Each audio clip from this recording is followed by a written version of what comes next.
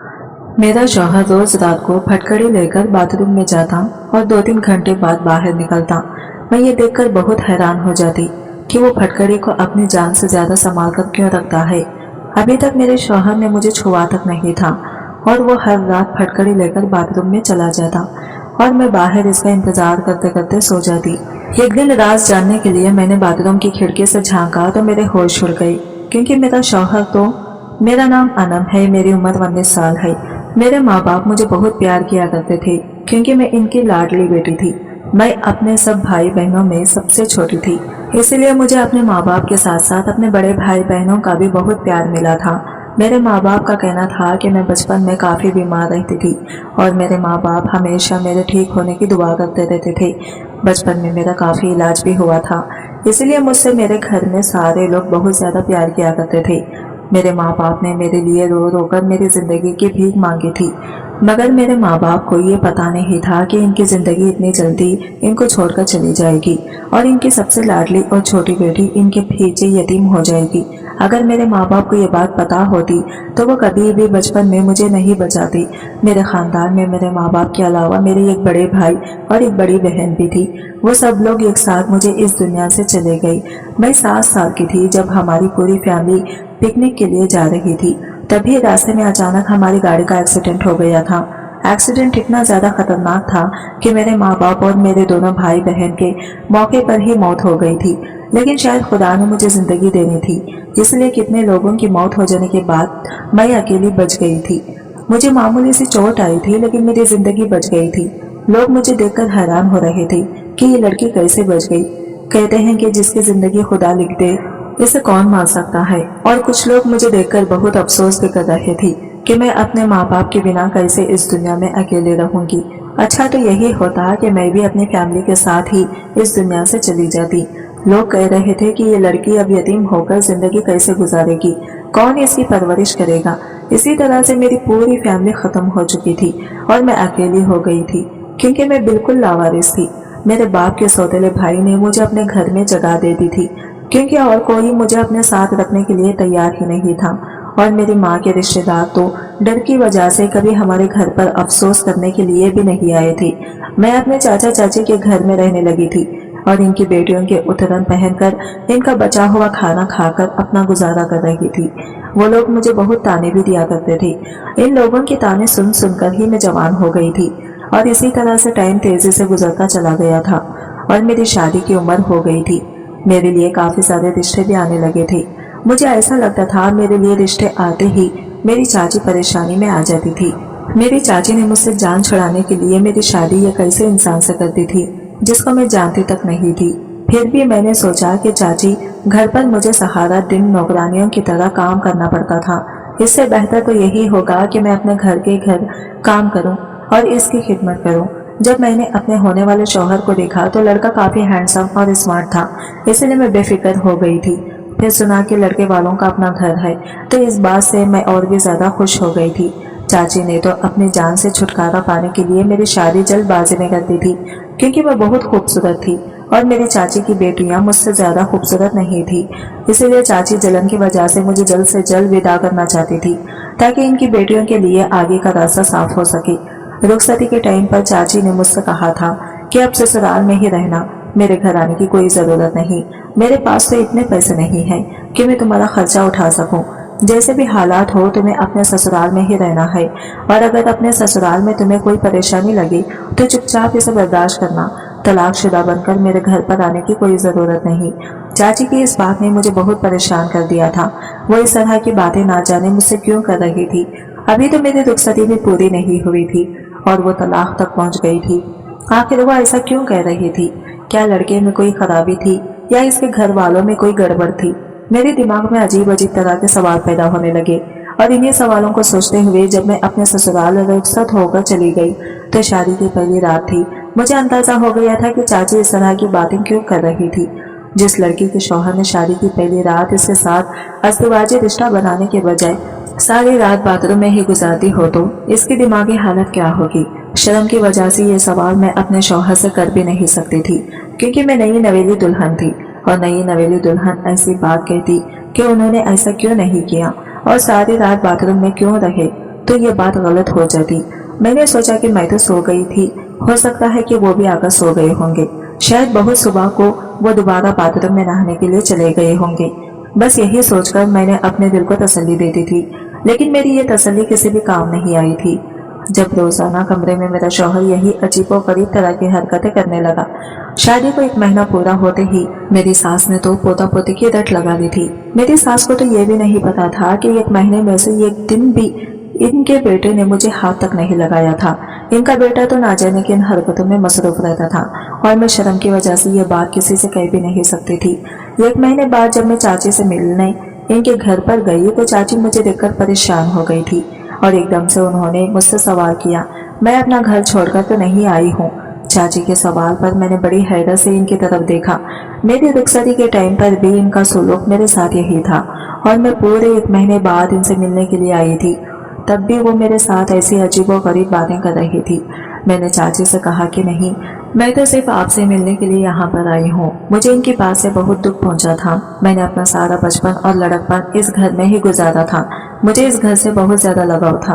क्या मेरा इतना भी हक नहीं बनता था कि मैं इस घर में अपने चाचा चाची से मिलने के लिए भी कभी कभी आ जाऊं?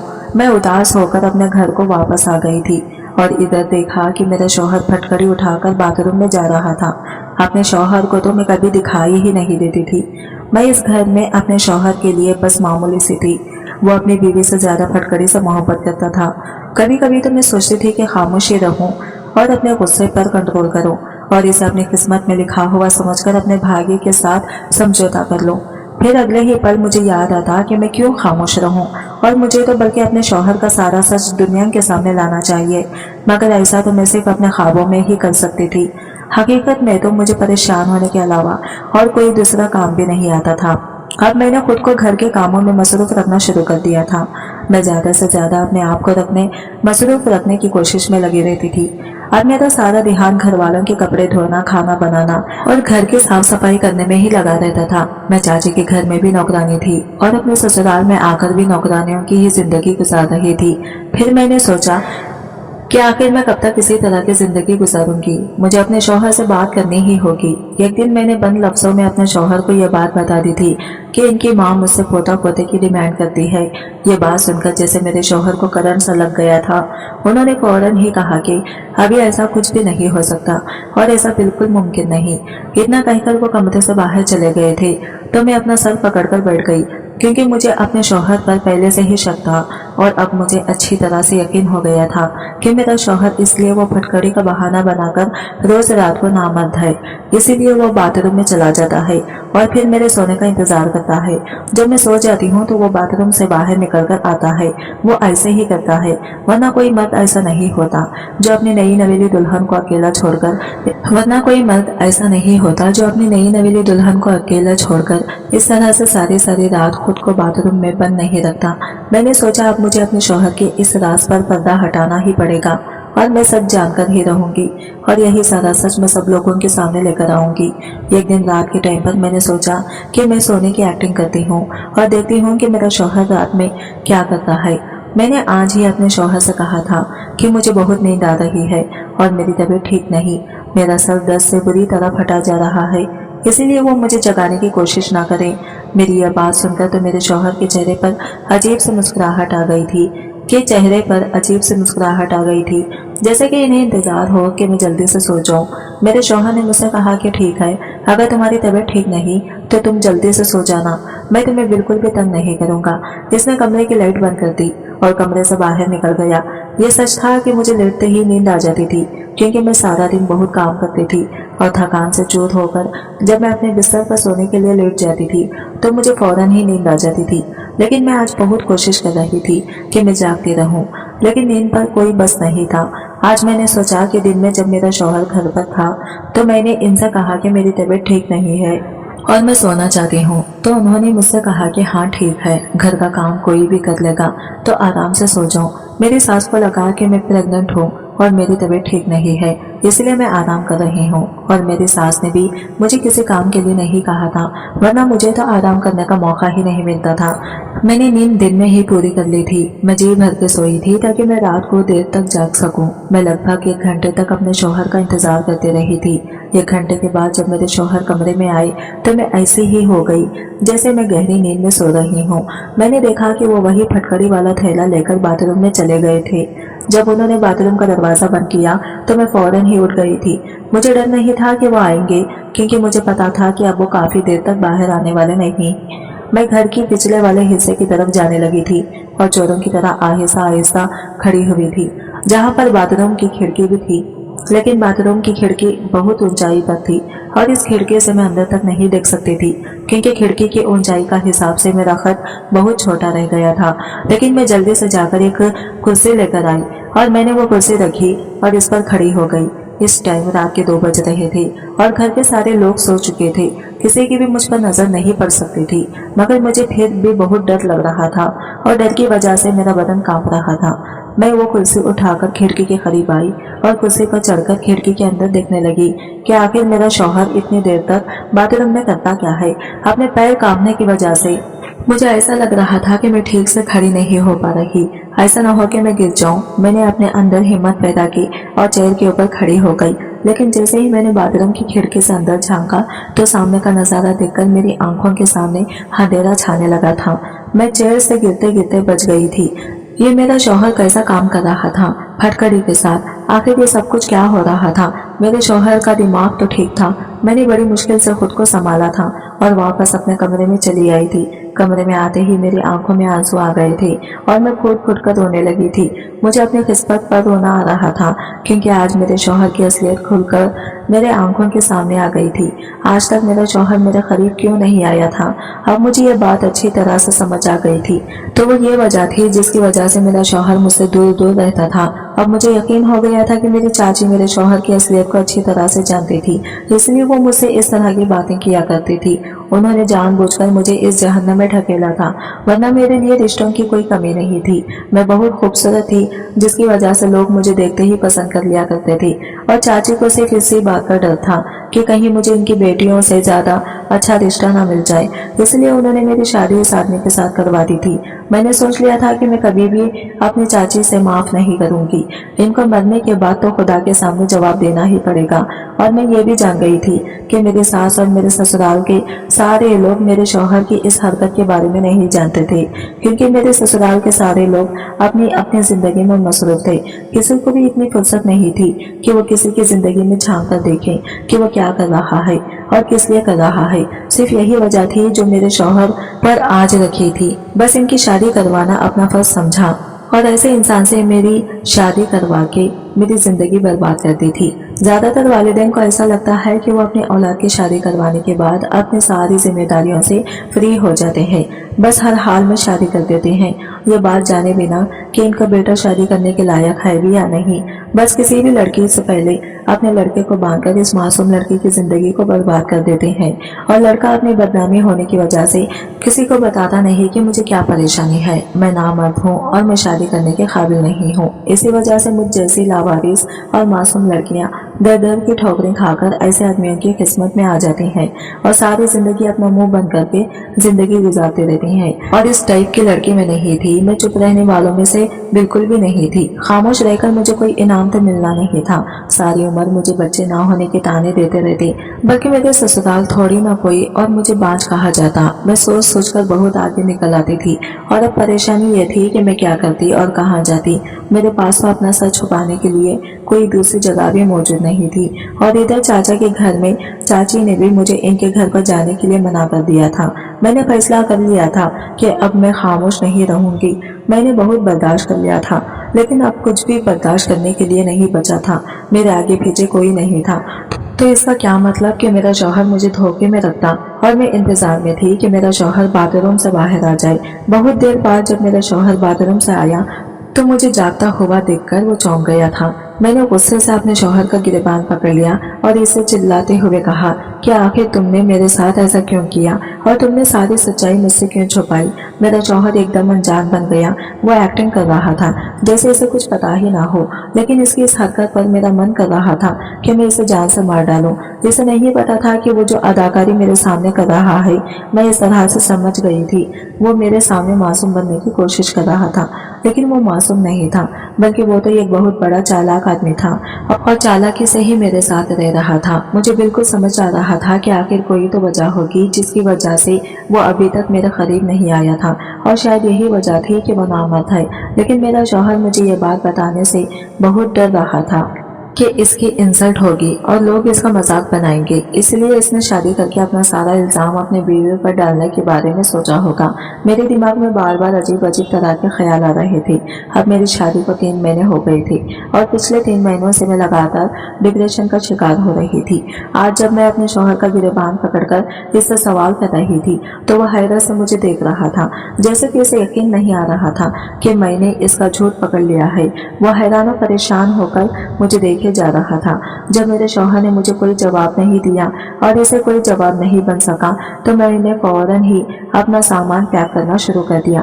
میں نے اپنے شوہر سے کہا کہ تمہیں شرم آنی چاہیے، تم اس طرح کا گھٹیا کام کرتی ہو، میں تم جیسا نامرد آدمی کے ساتھ نہیں رہنا چاہتی، اور یہی وجہ ہے کہ تم اس گھٹیا پھٹکری کو اپنی جان سے بھی زیادہ سنبھال کے رکھتے ہو۔ میرا شوہر اب بھی حیران سا کھڑا ہو کر میری ساری باتیں خاموشی سے سن رہا تھا، مگر ایسا لگ رہا تھا جیسے وہ میری باتوں کو سمجھ نہیں پا رہا تھا، اور وہ کافی اداس لگ رہا تھا کہ میں اس کی ساری باتوں کو جان چکی ہوں۔ میں اپنے شوہر کو حیران دیکھ کر اپنا سامان پیک کر کے دروازے کی طرف جانے لگی تھی اور گھر سے باہر نکل گئی تھی۔ سارے گھر والے سو رہے تھے، ابھی میں گھر کے مین گیٹ تک نہیں پہنچی تھی کہ میرا شوہر بھاگتا ہوا میرے پیچھے آیا اور زبردستی میرا ہاتھ پکڑ کر مجھے اندر گھسیٹتا ہوا میرے کمرے میں لے کر چلا گیا۔ میں نے شور مچانے کی کوشش کی تو اس نے اپنا ہاتھ میرے منہ پر رکھ دیا، جس سے میری آواز نکلنی بند ہو گئی تھی، اور ہلکی ہلکی آواز میں مجھے خاموش رہنے کے لیے کہتا رہا۔ وہ مجھے کمرے میں لے کر آ گیا اور بیڈ پر بیٹھنے کے بعد اس نے کمرے کے دروازے کو اندر سے بند کر لیا۔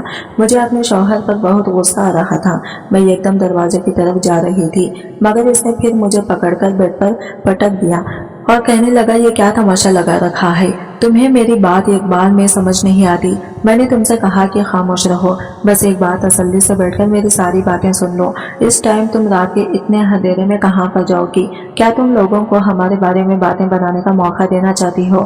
اپنے شوہر کی کہی ہوئی بات پر میں اور بھی زیادہ غصہ کرنے لگی۔ میں نے کہا کہ تمہیں کیا لگتا ہے تم لوگوں سے سچ چھپا کر رکھو گی؟ سچ زیادہ دن تک چھپ کر نہیں رہ سکتا اور دنیا والوں کے سامنے آ ہی جائے گا کہ تم شادی کے لائق نہیں ہو اور تم ایک نامرد ہو۔ میں یہ بات ساری دنیا کو بتانا چاہتی ہوں کہ تم نامرد ہو اور میں نے میری زندگی کے ساتھ کھلواڑ کیا ہے، میں تمہیں کبھی بھی معاف نہیں کروں گی۔ میں اپنے ہوش کھو بیٹھی تھی اور جو میرے منہ میں آ رہا تھا میں کہے جا رہی تھی۔ میری اتنی باتیں سن کر میرے شوہر نے میرے منہ پر ایک زوردار تماچا مار دیا۔ میں اس کا تھپڑ برداشت نہیں کر سکی اور لڑکھڑاتے ہوئے زمین پر گر گئی، اور زمین پر جب میرے گھٹنے لگے تو میں بری طرح سے درد میں آ گئی تھی اور درد سے میری آنکھیں بھر آئی تھی اور میں رونی تھی، بلکہ یہ چوٹ تو بہت معمولی سی تھی، جو چوٹ میرے دل پر لگی تھی اس نے میرے پورے دل کو گھائل کر دیا تھا۔ میں چونک گئی اور پریشانی سے اپنے شوہر کی طرف دیکھنے لگی۔ مجھے اس بات کی امید بالکل بھی نہیں تھی کہ میرا شوہر آخر مجھ پر ہاتھ بھی اٹھا سکتا ہے۔ اگلے ہی پل میں تھپڑ کا درد بھلا کر اپنے شوہر کے سامنے آ کر کھڑی ہو گئی اور کہنے لگی کہ تمہارے تھپڑ مارنے پر بھی میں اس گھر میں اب اور نہیں رہ سکتی۔ میں نے بھی چلا چلا کر اپنے شوہر سے بات کرنا شروع کر دیا تھا۔ میرے شوہر نے پھر سے کہا کہ ہلکی آواز میں بات کرو ورنہ سارے گھر والے جاگ جائیں گے۔ میرے شوہر کو بہت غصہ آ رہا تھا اور اس کی آنکھوں سے غصے بھرے صاف دیکھے جا سکتے تھے۔ میرے شوہر کے تاثرات نے کہا کہ تم جیسا سوچ رہی ہو ویسا کچھ بھی نہیں ہے، شاید تمہیں غلط فہمی ہو رہی ہے، میں نامرد نہیں ہوں، تم اپنے دماغ سے سوچنا بند کر دو، میں نامرد نہیں ہوں بلکہ میں ایک بہت بڑی بیماری کا شکار ہوں، جس کی وجہ سے کسی نے مجھے یہ علاج کرنے کے بارے میں بتایا تھا کہ میں پھٹکڑی کے استعمال سے جلد صحت مند ہو جاؤں گا۔ پہلے تو میں بالکل ٹھیک تھا، لیکن پچھلے 6 مہینے سے میرے شریر میں بری طرح سے کھجلی ہو رہی تھی اور آہستہ آہستہ بدبو بھی پیدا ہونے لگی تھی، اور اسی وجہ سے میرے قریب کوئی نہیں آتا تھا۔ میں نے اپنی اس بیماری کا ہر طرح سے علاج کیا، بڑے سے بڑے ڈاکٹر کو دکھایا और काफ़ी सारी महंगी दवाइयों का भी इस्तेमाल किया। नेट से देखकर हर घरेलू टोटके भी इस्तेमाल कर लिया, लेकिन मुझे सिर्फ नॉर्मल सा ही फायदा होता था। मगर अब मेरी ये बीमारी काफ़ी हद तक बढ़ गई थी और मुझे बहुत परेशानी का सामना करना पड़ता था। काफ़ी बड़े बड़े डॉक्टर्स को दिखाया तो उन्होंने बताया कि मेरे खून में इन्फेक्शन हो गया है। कुछ सालों पहले जब मेरी बहुत तबीयत खराब हुई थी तो मुझे खून की ज़रूरत पड़ गई थी। तब डॉक्टर के कहने पर मुझे एक आदमी ने खून दिया था, तभी से ही मैं इसका शिकार हो गया हूँ। डॉक्टर का कहना है कि इस आदमी के खून में एलर्जी थी, इसीलिए मेरे खून में भी इन्फेक्शन हो गया और मेरी सारी बॉडी पर एलर्जी हो गई। इस आदमी का खून मुझे रास नहीं आया और तभी से ही मैं इस हाल में हूँ। डॉक्टर ने बताया कि अगर आप किसी के करीब जाओगे तो आपकी बीमारी किसी दूसरे को भी लग सकती है, इसलिए मैं तुम्हारे करीब नहीं आता था। फटकड़ी का इस्तेमाल करने से मुझे कुछ घंटों के लिए सुकून मिल जाता था, मगर परेशानी सिर्फ एलर्जी ही नहीं थी। यह परेशानी थी कि अगर मैं तुम्हारे करीब आता तो मेरी ही बीमारी तुम्हें भी लग सकती थी। यह कोई मामूली बीमारी वाली बीमारी है, बहुत ही बुरी फैलने वाली बीमारी है। मैं तुम्हें भी अपना जैसा नहीं करना चाहता था। मेरा इलाज तो काफी टाइम से चल रहा था, लेकिन धीरे धीरे मेरी परेशानी बढ़ती ही चली जा रही थी। मुझे किसी ने एक मशहूर हकीम साहब के बारे में बताया तो मैं इनके कहने के मुताबिक इसके पास चला गया था। मैंने जब हकीम से मुलाकात की तो उन्होंने मेरा अच्छी तरह से चेकअप किया और मुझे यकीन दिलाया कि मैं जल्दी ही ठीक हो जाऊंगा। इसने मेरा इलाज शुरू कर दिया और इधर मेरे घर वालों ने मेरी शादी का हंगामा किया हुआ था, क्योंकि मेरी एक बहन लंदन से आई हुई थी और इसकी शादी में शिरकत जरूरी थी और इसलिए मुझे शादी करना जरूरी था, क्योंकि फिर कुछ सालों तक मेरी बहन का आना यहाँ पर मुमकिन नहीं था। मैंने अपने माँ बाप को बहुत इनकार किया कि मैं अभी शादी करने के लिए तैयार नहीं हूँ, लेकिन मेरी किसी ने ये नहीं सुनी और मेरी शादी की डेट भी मुझसे बिना पूछे ही तय कर दी। इस तरह से हमारी शादी भी हो गई। जब मैं हकीम साहब के पास गया और मैंने इनको बताया कि अब मेरी शादी होने वाली है, तो उन्होंने कहा कि अभी 2-3 महीने तक तुम्हारी शादी नहीं होनी चाहिए थी। जब तक इलाज पूरा नहीं हो जाता तब तक तुम्हें किसी के करीब भी नहीं जाने।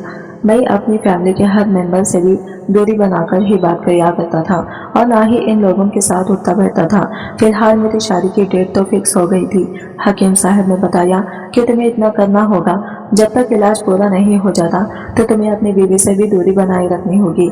मैं हकीम साहब की बातें सुनकर बहुत परेशान हो गया था। उन्होंने कहा कि तुम्हारी इस परेशान का और कोई हल नहीं, इसलिए तुम्हें सबसे पहले अच्छी तरह से सेहतमंद होना होगा और अपनी बीमारी को ठीक करना होगा। फिर आराम से सारी जिंदगी तुम्हें अपनी बीवी के साथ रहना है, क्योंकि हकीम साहब के इलाज से मुझे काफी फर्क होने लगा था और मैं खुद को काफी हद तक ठीक महसूस कर रही थी, इसलिए मुझे हकीम साहब की बात माननी पड़ती थी। और मैंने सोचा था कि शादी करने के बाद मैं तुम्हें सारी हकीकत बता दूंगा, मगर ना जाने क्यों मुझे तुमसे कुछ भी कहने की हिम्मत नहीं होती थी और बस यही मेरी सबसे बड़ी गलती थी, जिसकी वजह से तुम मुझे गलत समझ बैठी और मुझे गलत समझने पर मजबूर हो गई थी। मैंने फटकड़ी से ही तुम्हारा इलाज हो सकेगा, इसलिए मैं तुम्हारे करीब भी नहीं आता था और आज तक मैंने तुम्हारे करीब बैठकर तुमसे बात करने की कोशिश भी नहीं की थी। और ये रोज मैं फटकड़ी घर से लेकर आता था और हर रोज मैं फटकड़ी घर पर लेकर आता। फटकड़ी से इलाज होता नहीं फटकड़ी था और रोजाना मेरा था, इसीलिए मैं पागलों की तरह फटकड़ी की हिफाजत किया करता था कि मैं जल्द से जल्द ठीक हो जाऊं और एक नॉर्मल जिंदगी जी सकूं और तुम्हें बता सकूं कि मैं तुम्हारे साथ वक्त गुजारने के लिए कितना तड़प रहा था।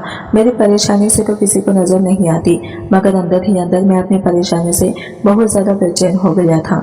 मुझे माफ कर दो, मैं तुमसे माफी मांगता हूँ। मैंने तुम पर हाथ उठाया और अपनी ये सच्चाई तुमसे इतने दिनों तक छुपा कर रखी। मेरा शौहर बहुत शर्मिंदा लग रहा था। मुझे अपने पति की बातों पर यकीन आ गया था, क्योंकि इनकी आंखों से लगातार आंसू निकल रहे थे और इनके चेहरे से सच्चाई साफ साफ नजर आ रही थी। मैंने अपने शौहर से कहा, आप अगर मुझे इस बारे में पहले ही बता देते तो मैं पिछले 3 महीनों से इतना परेशान नहीं होती। मेरे दिमाग में तो तरह तरह की बातें आने लगी थी।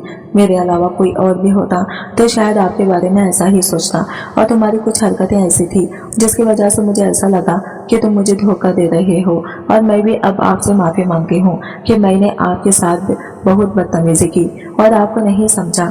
मैंने बहुत शर्मिंदा होकर अपने शौहर से माफी मांगी और इन्हें यकीन दिलाया कि मैं हमेशा आपका साथ दूंगी और जब तक आप पूरी तरह से ठीक नहीं हो जाते मैं आपका पूरा ख्याल रखूंगी। वो दिन है और आज का दिन है। मैं और मेरे शौहर हमेशा एक दूसरे के साथ हैं और खुदा की बहुत बड़ी मेहरबानी है कि आहिस्ता आहिस्ता मेरे शौहर की बीमारी भी जड़ से खत्म हो गई और मेरा शौहर अब बिल्कुल ठीक है और हम मियां बीवी एक दूसरे के साथ बहुत अच्छी जिंदगी गुजार रहे हैं। कभी कभी हम छोटी मोटी बातों का इश्यू बना लेते हैं, हालांकि वो सब इश्यू हल हो सकते हैं।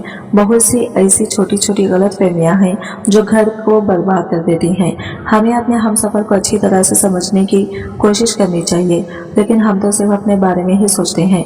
हम नहीं जानते कि सामने वाले के दिल का हाल क्या है और वो किसी परेशानी से गुजर रहा है।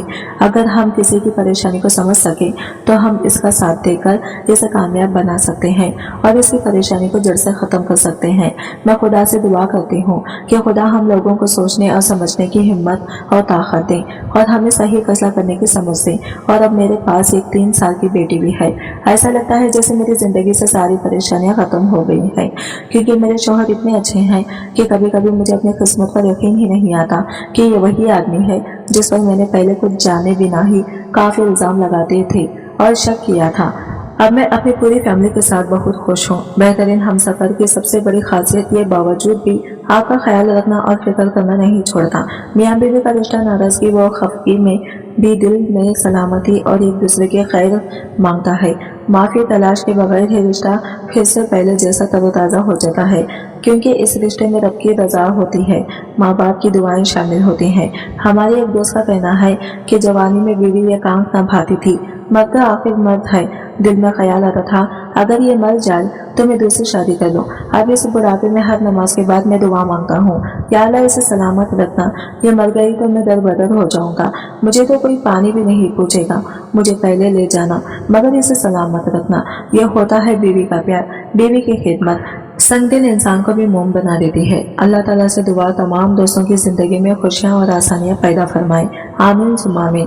ख्वाहिश सिर्फ इतनी है कि कुछ अल्फाज लिखो जिससे कोई गुमराही के रास्ते पे जाते जाते रुक जाए और ना भी रुके तो सोच में जरूर पड़ जाए। दोस्तों, उम्मीद करती हूँ आपको यह हमारी कहानी पसंद आई होगी।